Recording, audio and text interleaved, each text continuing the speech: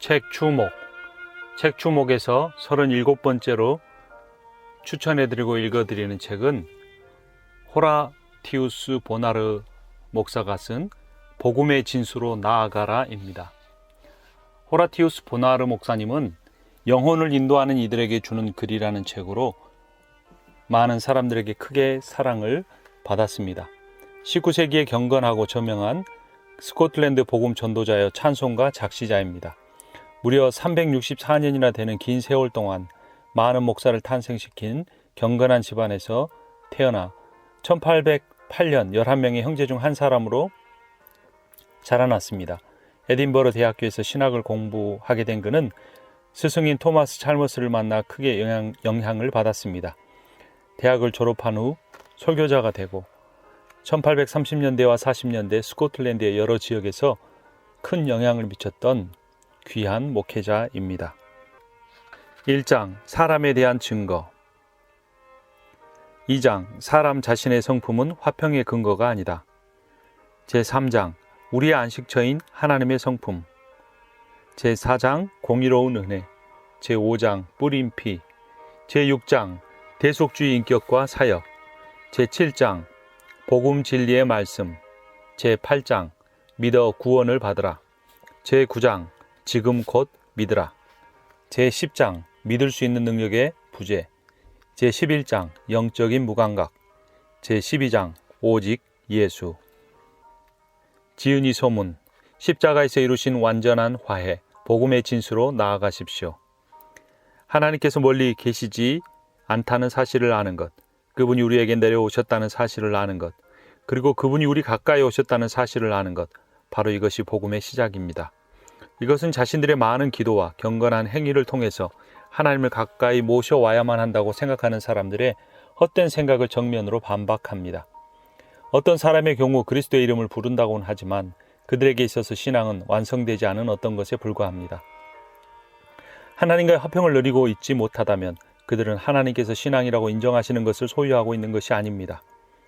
많은 사람들에게 있어서 신앙이란 것은 하나님의 진노를 피하고 하나님의 은총을 확보하는 수단에 불과합니다. 그러나 이런 신앙은 하나님의 질서를 뒤집는 것이요 실제로는 미지의 신을 숭배하는 것입니다. 이런 신앙은 죄사함을 전부로 알고 거기에서 멈춰버립니다.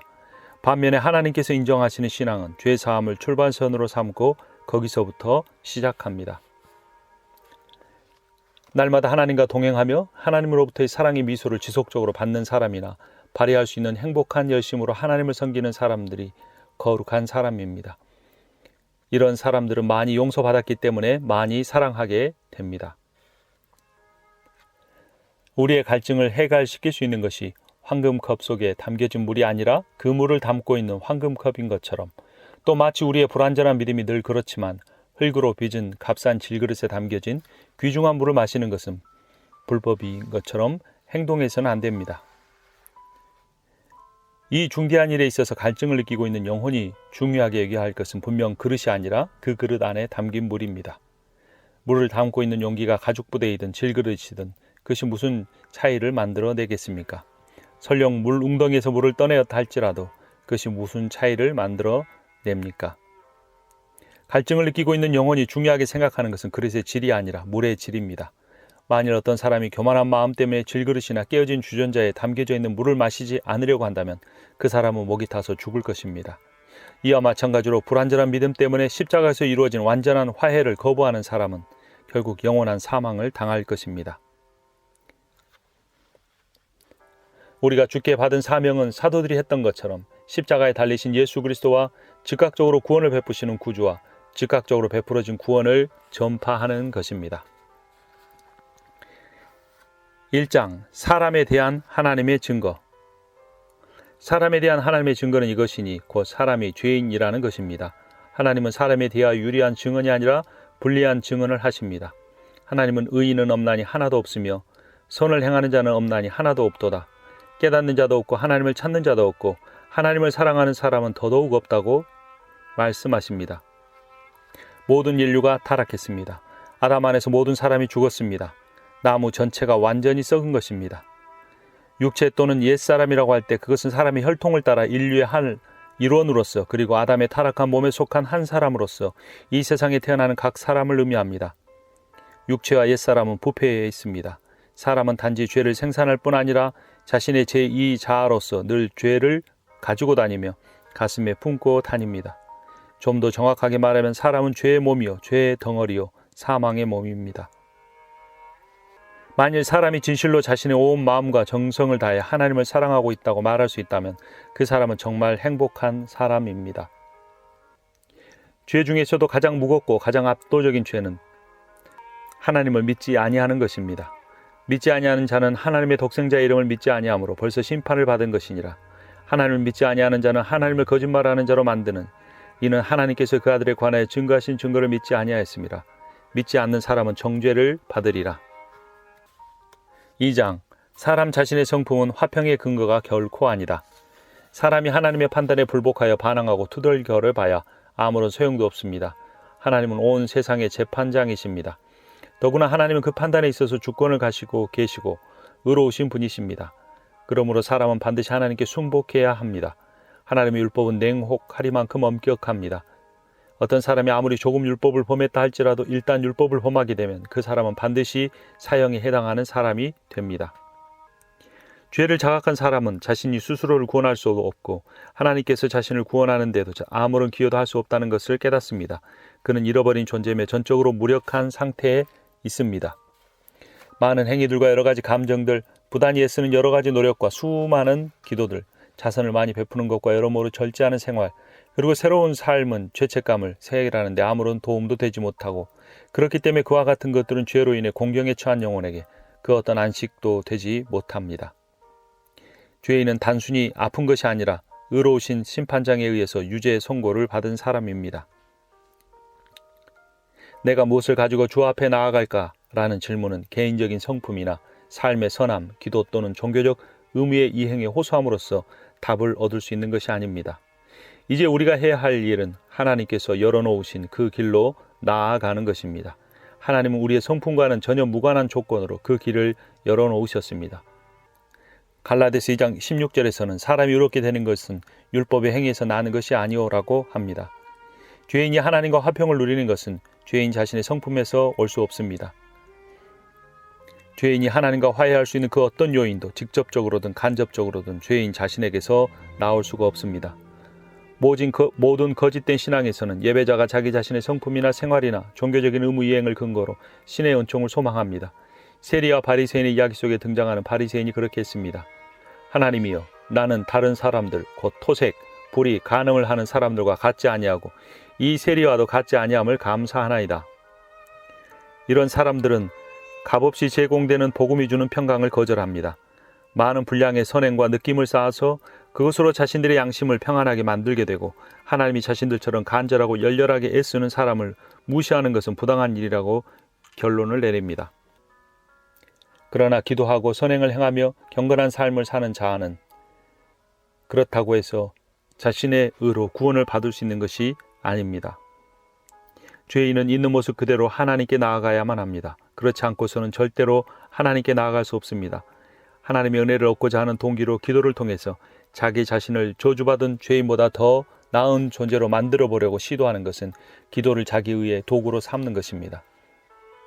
자기 자신의 성품이 아무리 선하고 자기 자신의 행위가 아무리 경건할지라도 그것에서 위안을 찾을 수 있는 사람은 아무도 없습니다.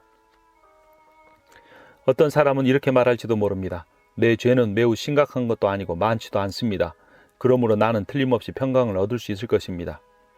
나는 선행으로서 내 죄를 보상하였습니다. 그러므로 나는 평강을 얻을 수 있을 것입니다. 나는 죄의식을 정말 깊이 경험하고 있습니다. 그러므로 나는 평강을 얻을 수 있을 것입니다. 나는 내 죄를 회개하였습니다. 그러므로 평강을 얻을 수 있을 것입니다. 이 모든 말 속에는 자아와 자아 행위에 대해서 가장 호의적인 견해를 취하려고 한다. 그러나 결국 그것은 아무짝에도 쓸모가 없는 것이다.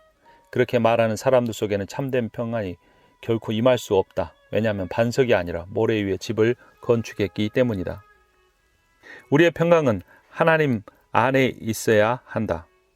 성령 하나님을 통하여서만 예수 그리스도의 의를 자신의 의로 삼을 수 있는 것이다. 성령에 의해서 이루어진 본성과 성품의 변화에서도 평강이 생겨나지만 하지만 이것은 진정한 의미의 하나님과의 화목이 아니다. 오직 죄사함을 통해서만, 예수 그리스도의 십자가의 죽으심을 통해서만 하나님과의 참된 평강을 회복할 수 있다. 제3장 우리의 안식처이신 하나님의 성품. 죄인의 화평은 어디에서 오는 것입니까? 어떻게 하면 죄인은 화평을 얻을 수 있습니까? 그것은 오직 하나님으로부터 올 수 있습니다. 하나님을 알므로서만 가능합니다. 하나님께서 계시해 준 진리는 그 화평을 우리에게 흘려보내는 통로입니다. 너는 하나님과 화목하고 평안하라. 우리가 하나님을 안다고 해도 그 지식은 다만 우리를 비참하게 만들기만 할 것입니다. 하나님을 더 많이 알면 알수록 우리가 더 크게 두려워 떨 것은 당연한 일입니다. 많은 사람들이 성경을 손에 들고 있으면서도 십자가를 두 눈으로 바라보면서도 어둠과 두려움의 상태 가운데서 오락가락합니다. 하나님을 엄한 분, 혹독한 주인으로 여겨 그분의 성품을 오해하지 마십시오. 하나님은 자신이 은혜롭다고 선포하셨습니다. 하나님은 사랑이심이라. 요한 1서 4장 8절.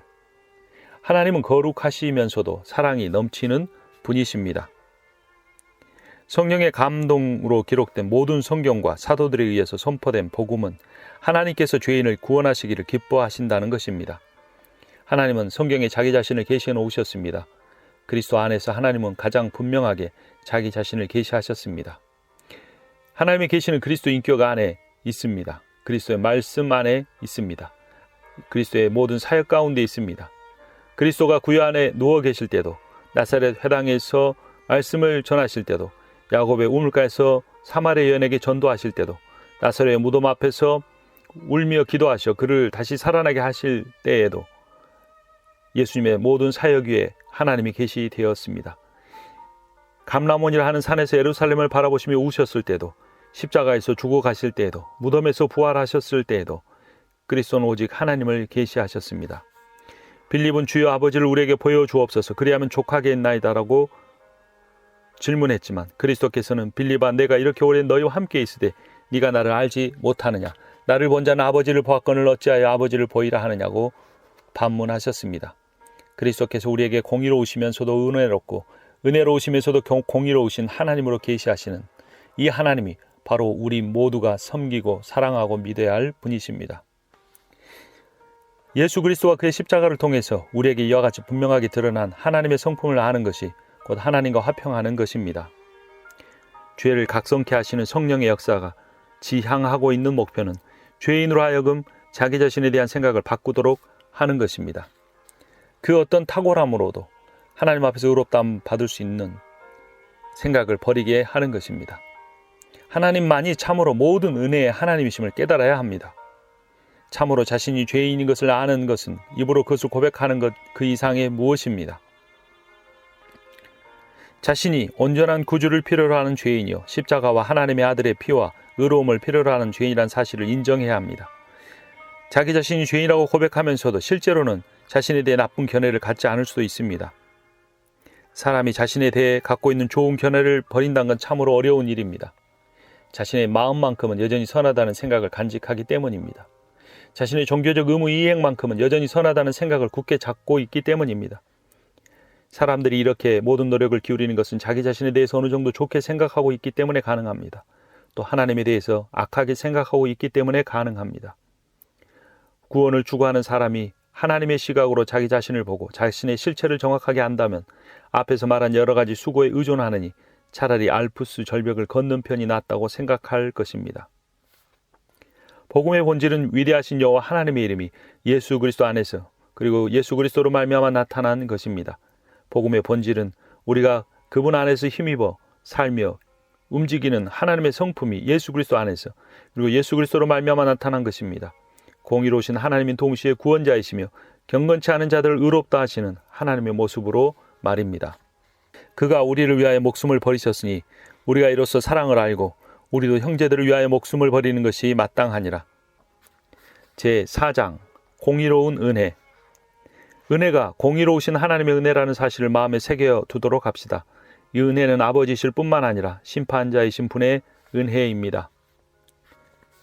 올바른 종류의 죄사함은 사랑으로부터만 오지 않고 율법으로부터도 옵니다. 올바른 종류의 죄사함은 관대한 마음으로부터만 오지 않고 공의로움으로부터 옵니다. 인간의 죄책이라는 것은 다만 인간의 불행에 불과할 뿐이 아닙니다. 하나님께서 죄인의 죄를 사면해 주시는 것은 그 사람의 죄를 간과해 주시는 것뿐만이 아닙니다. 이런 사실을 모르는 사람은 말씀을 듣는 과정에서 얻은 보잘것없는 분량의 기쁨도 금방 잃어버리고 형식주의자로 전락해버립니다. 아니면 죄와 더불어 장난치는 사람으로 전락해버릴 수도 있습니다. 아니면 종교적인 감상주의자로 전락해버릴 수도 있습니다. 자신이 은혜를 얻고자 하는 대상이신 하나님이 사랑이 많으실 뿐만 아니라 거룩하시다는 사실을 깨달아야 합니다. 은혜가 의로운 은혜임을 확인하지 못하면 하나님의 은혜를 제대로 누리지 못합니다. 자신의 불의함을 더욱 생생하게 느끼면 느낄수록 우리가 자기에게 알려준 은혜의 의로움을 확정해야 할 필요성을 더 크게 느껴야 합니다. 그러나 현실은 평안이 없는 곳에도 평안이 선포되고 있습니다. 그러나 상처의 치료는 오직 평안이 있는 곳에 평안을 선포함으로써만 발생할 수 있습니다. 하나님은 경건치 않은 자들을 의롭다고 칭하심에도 불구하고 의로우신 분일 뿐만 아니라 그렇게 하시는 과정 속에서도 의로우신 분이라는 사실을 밝히 드러내는 것도 바로 그리스도의 저 위대한 속죄 제사 사역입니다. 우리가 영원한 죽음에서 구원을 받으려면 그리스도께서 우리를 대신하여 죽으셔야만 하는 절대적인 필요성이 있습니다. 하나님의 공의로우심 때문에 그런 필요성이 있습니다. 그런데 이 끔찍한 필요를 충족시키기 위해서 하나님의 아들이 육신을 입고 이 세상에 오셔서 죽으셨습니다. 성경에 범죄하는 그 영혼이 죽으리라 라고 기록되었기 때문에 그는 죽으셨습니다. 만일 그리스도의 대속적인 죽음이 없었더라면 은혜와 죄책은 서로의 얼굴을 바라보지 못했을 것입니다. 은혜는 공의로우며 공의는 은혜롭습니다. 죄인이 십자가 아래서 생명수샘처럼 펑펑 솟아나는 하나님이 값없는 사랑에 자신이 비추고 있다는 것에 동의하기만 한다면 결코 정죄가 있을 수 없습니다. 공의롭고 값없는 이 사랑은 하나님 자신 외부에 있는 그 어떤 것에서도 나오지 않습니다. 하나님께서 그런 사랑을 보여주신 까닭은 인간의 선함 때문이 아니라 인간의 악함 때문이었습니다. 여호와는 은혜로우시며 의로우시며 우리 하나님은 자비하시도다. 시편 116편 5절 말씀. 5장 뿌리인 피. 우리가 성경에서 그렇게 자주 읽게 되는 바 피의 특별한 의미는 무엇입니까? 어떻게 피가 화평을 말합니까? 어떻게 피가 양심으로 죽은 행실에서 깨끗하게 합니까? 피는 지금까지 우리가 말해온 화평, 은혜, 그리고 의로움과 무슨 상관이 있습니까? 제사가 우리에게 가르쳐주는 것은 반드시 피 흘림이 있어야 구원을 받는다는 사실입니다. 세례 요한은 이 피의 제사를 예수 그리스도와 연결시켰습니다. 보라, 세상 죄를 지고 가는 하나님의 어린 양이로다. 요한복음 1장 29절. 요한이 이렇게 말했을 때 그가 염두에 두고 있었던 것은 바로 예수 그리스도가 제물이 되어 온 세상을 구속하실 거라는 내용입니다. 이스라엘이 매일 번제를 드리는 어린 양은 구약에 등장하는 모든 제사의 핵심이고 골자였습니다. 그리고 그렇게 매일 번제로 드리는 어린 양을 인류 최초의 제사와 동일한 번제로 연결시키고 또 아벨의 피보다 더 낫게 말하는 뿌린 피와 동일한 번제로 연결시키는 것은 바로 어린 양의 피였습니다. 이 모든 제사에서 피 흘림은 죽음의 형벌이었습니다. 피는 생명이었습니다. 그러므로 피를 쏟는다는 것은 곧 생명을 쏟는다는 것이었습니다. 죄값을 지불하는 것이었습니다.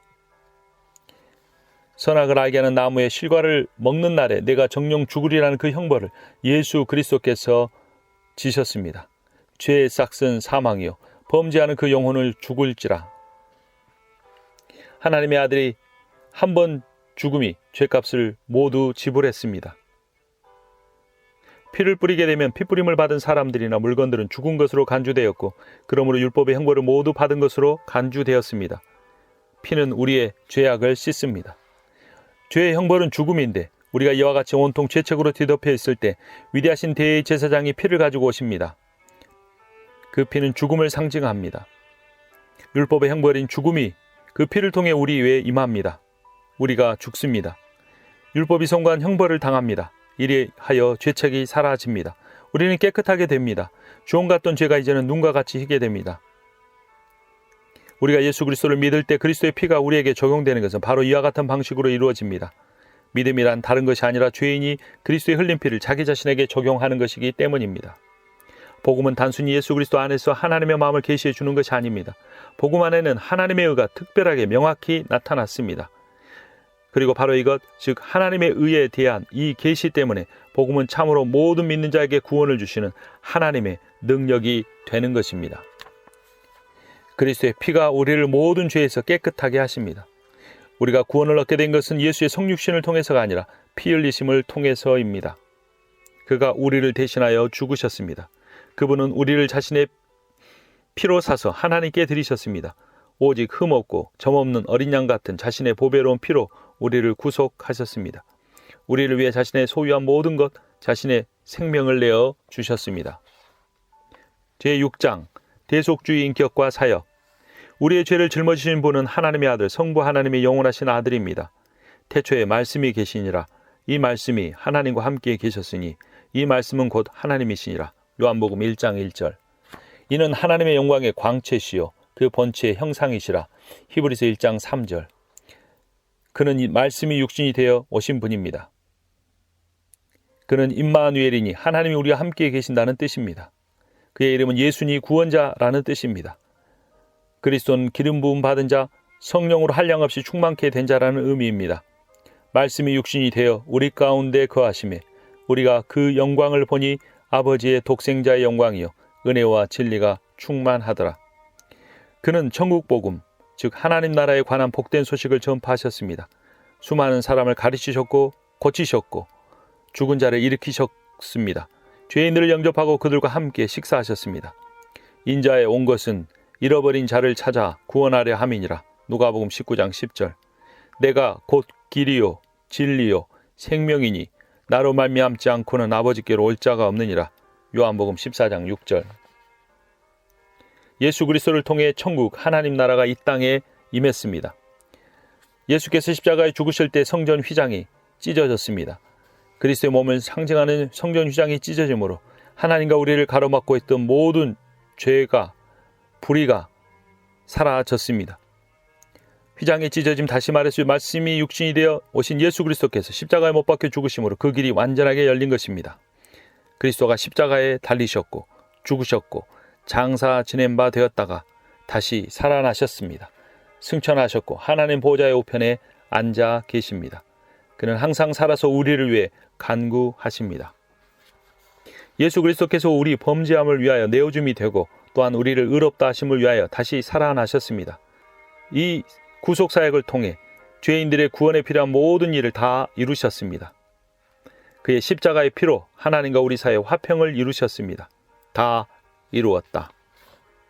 요한복음 19장 30절. 7장 복음 진리의 말씀. 아담은 수치를 가리기 위하여 무화과 나무 잎을 엮어서 치마를 만들어 입었습니다. 무화과 나무 잎으로는 아무 소용도 없었습니다. 일부만 가리는 것이었습니다. 완전히 가리는 일이 있어야만 했습니다. 하나님은 자기 자신을 은혜의 하나님으로 계시하셨습니다. 죄는 미워하시지만 죄인의 편에 서셔서 죄인의 원수 즉 옛뱀을 대적하시는 하나님으로 자신을 계시하셨습니다. 이제 아담은 안심하고 숲에서 나올 수 있었습니다. 은혜 안에서 아무런 두려움이나 부끄러움 없이 하나님 앞에 설 수 있다는 사실을 깨달았습니다. 예수께서 짐승을 잡아 그 가죽옷을 그에게 입혀주셨기 때문입니다. 희생이 된 제물은 오실 메시아를 의미하며 창세기 3장 15절의 예언처럼 여인으로 후손으로 오신 예수 그리스도께서 사단의 머리를 밟으시고 승리하셨습니다. 이러한 예수 그리스도의 사역은 하나님의 말씀에 기록되어 있습니다. 하나님의 말씀은 살아있고 능력이 있습니다. 말씀은 생명의 도입니다. 말씀은 불과 같고 반석을 산산조각 내는 방망이와 같습니다. 말씀이 계시하는 복음은 하나님의 능력입니다. 하나님은 우리에게 즉각적으로 그의 아들을 영접하고 즉각적으로 그의 복음을 믿으라고 요구하십니다. 여러분 스스로의 힘으로는 그리스도를 영접할 수 없기 때문에 그렇게 할 수 있는 힘을 달라고 하나님께 나아가 기도해야만 합니다. 복음은 십자가 위에 생해진 위대한 일에 대한 좋은 소식입니다. 십자가에서 완성된 일을 아는 것이 즉각적인 화평이요 평강입니다. 하나님의 모든 말씀을 존귀하게 여기십시오. 하나님의 말씀은 멸망하는 자들에게 있어서 사망으로 쫓아 사망에 이르게 하는 냄새입니다. 내가 너희에게 이른 말이 영이요 생명이니라. 요한복음 6장 63절. 주의 말씀이 나를 살리셨음이니이다. 시편 119편 50절. 내가 주의 법도를 영원히 잊지 아니하오니 주께서 이것들로 나를 살게 하심이라. 시편 119편 93절 말씀. 제8장 믿어 구원을 받으라. 복음이 거룩한 대속자 예수 그리스도의 사랑과 능력을 분명하게 선포할 뿐만 아니라 거룩한 성령의 사랑과 능력에 대해서도 분명하게 말해주지 않는다면 복음은 죄 가운데 죽어있는 사람들에게 절대 좋은 소식이 아닐 것입니다. 너희가 그 은혜를 인하여 믿음으로 말미암아 구원을 얻었나니 이것이 너희에게서 난 것이 아니요 하나님의 선물이라. 에베소서 2장 8절. 믿음은 죄인과 죄를 담당하신 분 사이 연골고리, 유일한 고리입니다. 종교적인 의무로서의 믿음이 아닙니다. 그것은 하나님의 아들에 관한 하나님의 기록을 믿고 받아들이는 것으로서의 믿음입니다. 하나님의 말씀을 그대로 받아들이는 믿음입니다. 그리스도께서 경건치 않은 자를 위하여 죽으셨도다. 로마서 5장 6절 말씀. 하나님의 말씀을 통해서만 죄인은 구원에 이르는 지혜를 얻습니다. 복음에는 하나님의 의가 나타나서 믿음으로 믿음에 이르게 하나니 기록된 바 오직 의인은 믿음으로 말미암아 살리라 함과 같으니라. 곧 예수 그리스도를 믿음으로 말미암는 모든 믿는 자에게 미치는 하나님의 은이 차별이 없느니라. 로마서 1장 17절, 3장 22절 말씀. 하나님이 자신의 풍성한 사랑과 그의 아들의 사역에 관한 하나님의 증거를 믿는 우리의 믿음입니다. 영혼의 평강과 위안이 되는 것은 믿음의 대상, 곧 믿음이 붙잡는 예수 그리스도니 그의 사역이나 그의 진리입니다. 하나님의 증거를 우리가 믿고 받아들인다는 것은 하나님 자신을 신뢰하고 그의 아들 예수 그리스도를 신뢰한다는 것입니다. 그대의 영혼을 하나님 돌보시네 의탁하라. 그리하면 그대는 구원을 받을 것이라. 너희가 만일 나의 전한 그 말을 굳게 지키고 헛되이 믿지 아니하였다면 이로 말미암아 구원을 얻으리라. 고린도전서 15장 2절.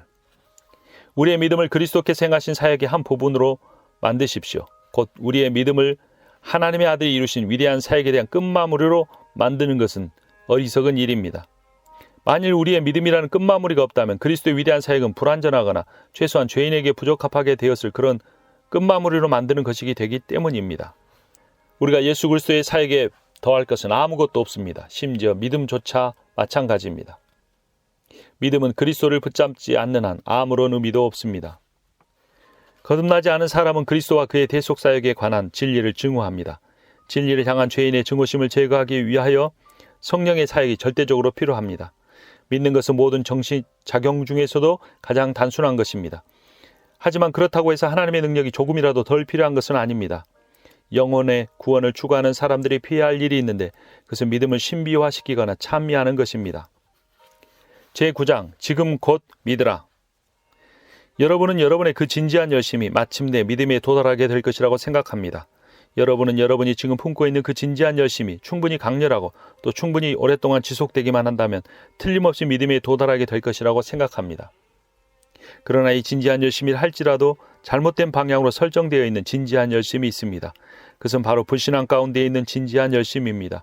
예수를 순전하게 믿는 것을 대신하는 것으로서의 진지한 열심입니다. 절대 이런 진지한 열심을 가지고 양심의 경고를 잠재워서는 안 됩니다. 그것은 불신앙적인 열심이라는 것입니다. 아무런 유익도 없을 것입니다. 하나님께서 요구하시는 것은 하나님이 자기 아들에 관하여 이미 여러분에게 주신 기록을 순전하게 믿는 믿음입니다. 믿음은 하나님의 선물입니다. 그러나 진지한 열심은 하나님의 선물이 아닙니다. 그것은 내 능력의 영역 안에 있습니다. 주님은 그 사람에게 예비적인 행위나 준비하는 노력의 분투, 그리고 은혜의 방편을 활용하는 것에 관하여 그 어떤 지침도 주지 않으십니다. 단지 하나님은 온 세상의 모든 사람들을 향해 회개하라고 명령하셨습니다. 하나님은 모든 사람들을 순종하지 아니하는 가운데 가두어 두심으로써 그들을 믿음의 때까지 가두어 놓으십니다. 바로 이렇게 하나님은 모든 사람들로 하여금 자신들을 얼마나 무능력하고 죄악된지를 느끼도록 만드십니다. 모든 인간의 소망을 버릴 수밖에 없게 하십니다. 자기 의를 가장 크게 드러내는 것은 이와 같이 믿으려고 몸부림치는 노력입니다. 믿음은 행위가 아닙니다. 행위를 그만두는 것입니다. 죄인들은 이전에 품고 있던 자기 자신들에 대한 신뢰를 버리고 그리스도의 넓은 품에 편히 안기어야 합니다. 우리는 우리의 마음을 변화시킬 수도 없고 조금이라도 선을 행할 수 없습니다.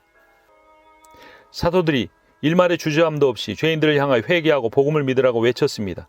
그러나 우리는 죄인들을 가련하고 무기력하며 부패한 피조물로 여기면서 기독교 목회사역의 이 부분을 버리는 성향을 가지고 있습니다. 우리의 회중들은 여전히 그리스도의 원수로 머물러 있는데도 불구하고 우리들은 회개하고 복음을 믿는 것이 그들의 능력 너머에 있다고 여기면서 그들이 할 수 있는 것을 하라고 간청하는 것으로 대신 만족하고 있는 듯합니다. 가령 모임에서 예의 바르게 행동하는 것, 성경을 읽는 것, 그리고 은혜의 방편에 참여하는 것 등등 말입니다. 바로 이것 때문에 여전히 그리스도의 원수로 살고 있는 회중들이 우리의 집회에서 마음 편히 앉아있는 것입니다. 자신의 불신앙을 버리고 믿음을 가질 수 있는 능력이 없어서 어쩔 수가 없다고 말합니다. 나도 네가 술 취하는 습관을 버릴 수 없다는 사실 잘 알고 있다. 하지만 너는 하나님께 나아가 이런 습관을 끊을 수 있도록 해달라고 기도할 수 있고 어쩌면 하나님은 너의 기도를 들으시고 그렇게 할 수 있도록 능력을 주실지도 모른다. 이렇게 말하는 것은 술 마시는 것과 기도하는 것을 번갈아 가면서 하라고 말하는 것이나 전혀 다를 바가 없지 않습니까? 불신앙의 문제를 그와 같은 방식으로 다루어야 하겠습니까?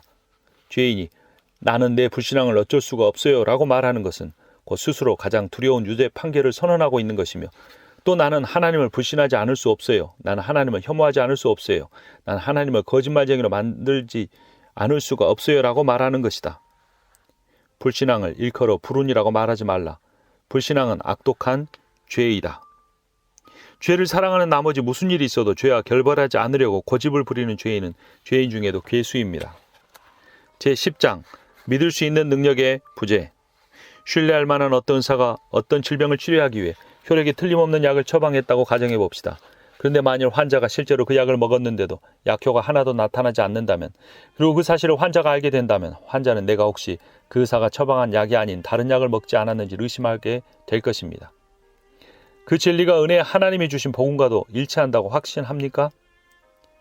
혹시 여러분이 알고 있다고 말하는 그 진리는 은혜의 하나님이 주신 복음과 유사한 어떤 것에 불과하지 않습니까?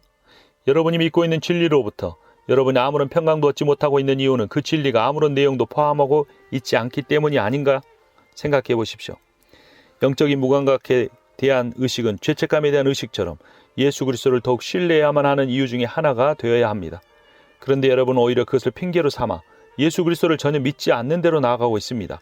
어린아이가 자기 아버지와 자기 어머니에게 그와 같이 행하겠습니까? 어린아이가 자기의 신체적 연약함을 이유로 삼아 부모의 사랑을 불신하겠습니까? 어린아이는 자신의 그런 연약함을 부모가 완전하게 알고 있으며 바로 그것 때문에 오히려 더 많은 사랑과 더 큰 보살핌으로 자신을 돌봐줄 것이라고 느끼지 않겠습니까? 여러분이 가지고 있는 마음의 완고함을 오히려 그리스도를 믿어야만 하는 또 다른 이유로 삼으십시오. 죄인의 내면의 구원을 이루시는 사역은 성령에 의해 시작되고 성령에 의해서 종료됩니다. 성령의 직접적이고도 전능하신 도움이 없다면 전적으로 부패한 존재에게는 그 어떤 소망도 있을 수 없습니다. 전적인 무력함을 깨닫는 일은 하나님께서 여러분의 무능력을 미리 다 내다보시고 필요한 모든 것을 공급해 주셨다는 사실을 발견하는 일로 반드시 연결됩니다. 여러분의 전적인 무력함을 깨닫는 일은 여러분이 전능하신 성령 하나님의 도우심을 필요로 하고 있을 뿐만 아니라 요청할 수 있고 요청할 것을 받을 수 있는 그런 위치에 있다는 사실을 깨닫는 것입니다. 여러분으로 하여금 믿지 못하도록 가로막고 있는 것은 다른 것이 아닙니다. 그것은 여러분에게 아무런 힘도 없다는 것을 여러분이 깨닫지 못하게 하는 것입니다.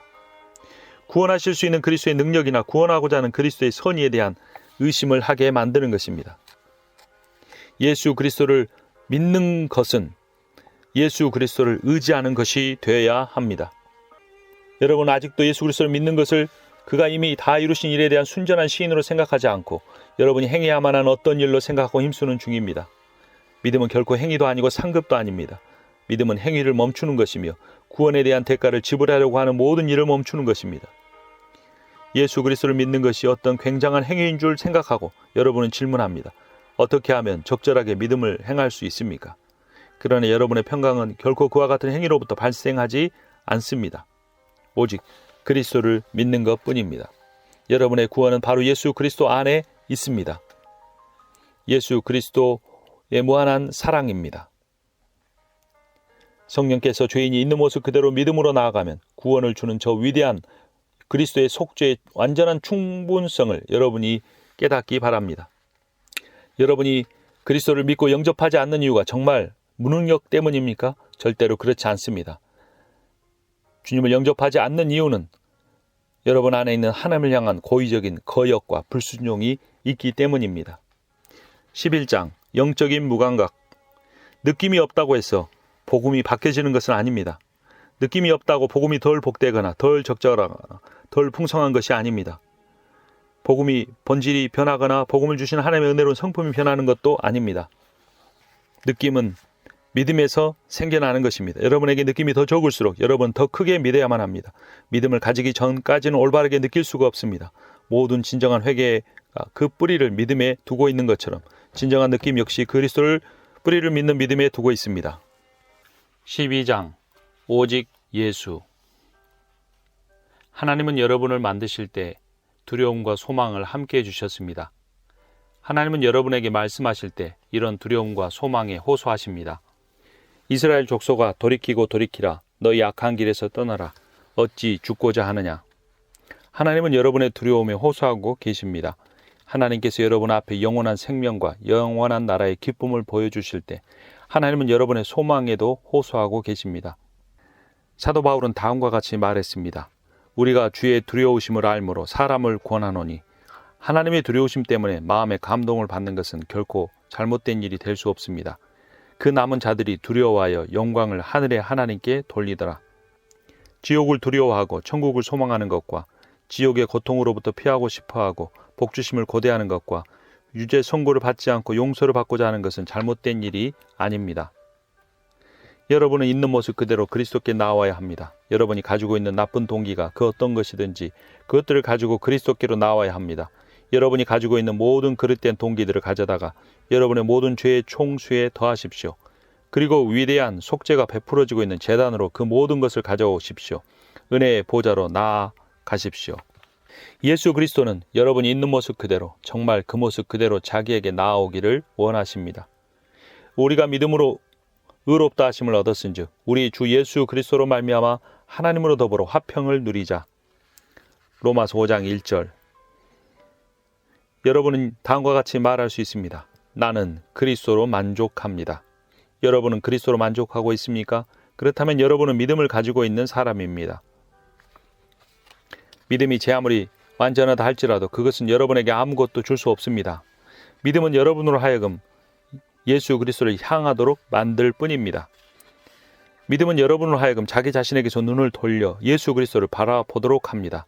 믿음은 그리스도는 만유이시다라고 말합니다. 믿음은 나를 보라 라고 말씀하시는 분을 바라보라고. 두려워하지 말라. 나는 처음이요 나중이니 곧 산자라.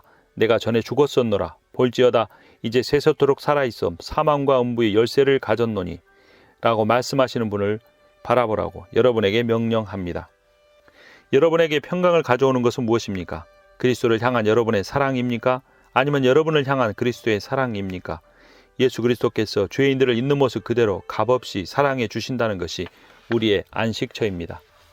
하나님께서 완전히 만족스러워 하시는 것이 오직 하나 있습니다. 그것은 바로 그의 독생자의 인격과 사역입니다. 하나님의 아들이 우리를 위해서 율법을 지키셨습니다. 그분은 율법을 높이셨고 그것을 영화롭게 하셨습니다. 그 결과 우리는 거룩하고 의로운 구원을 얻게 되었습니다. 비록 그분이 율법을 제정하신 분이시오 율법을 준수할 의무가 전혀 없는 분이심에도 불구하고 그분은 우리를 위해 율법에 매인 바 되셨습니다. 그분이 십자가의 죽으심으로 말미암아 그분이 율법의 중한 형벌을 모두 감당하시고 죽기까지 인내하신 것뿐만 아니라 한 점 흠없는 삶으로 우리를 대신하여 율법을 준행하신 것으로 말미암아 이제 우리는 율법의 모든 저주로부터 구속을 받았습니다. 그리스도는 모든 믿는 자에게 의를 이루기 위하여 율법의 마침이 되시느니라. 성령의 사역과 우리를 위해서 이루신 그리스도의 사역을 혼동하지 마십시오. 여러분이 먹는 약과 여러분을 돌보는 의사는 다릅니다. 그러나 그들은 함께 작용합니다. 그리스도는 여러분이 먹어야 하는 약이요 성령은 여러분을 돌봐주시는 의사입니다. 성령의 역사가 초자연적인 것은 사실이지만 그것은 본성을 거스르지는 않습니다. 정신의 여러 가지 기능을 버리지 않습니다. 새로운 사고의 기관이나 새로운 감정의 기관을 창조하지 않습니다. 여러분 안에 이미 있는 모든 것을 올바르게 반듯하게 정돈하는 것뿐입니다. 성령은 모든 생각을 사로잡아 그리스도께 복종케 하실 때 여러분은 가장 완벽한 자유로움, 곧 모든 기능이 덜 부자연스럽고 덜 기계적으로 작용하는 그런 자유로움을 만끽하게 됩니다. 참된 복음은 그리스도께서 선택받은 사람들을 위해 죽으셨다는 것도 아니고 그리스도께서 온 세상을 위해서만 죽으셨다는 것도 아닙니다.